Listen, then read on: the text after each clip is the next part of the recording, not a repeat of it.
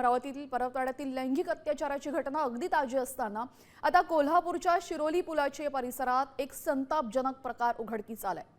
Social मीडियाद्वारे 15हून अधिक तरुणींना प्रेमाच्या जाळ्यात ओढून त्यांचे अश्लील व्हिडिओ बनवून त्यांच्यावर अत्याचार केलेला आरोपी शाहिद संदी याला पोलिसांनी अटक केलेली आहे। या घटनेत लव्ह जिहादचा संशय हिंदू संघटनांनी व्यक्त केला।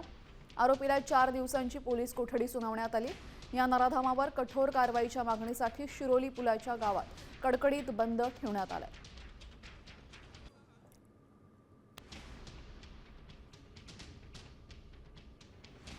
मुस्लिम समाजाच्या मुलग्यानं जे लव्ह जिहादचा या ठिकाणी जो प्रकार केलाय तो अतिशय निंदनीय आहे। आजचा हा बंद कडकडीत बंद राहील।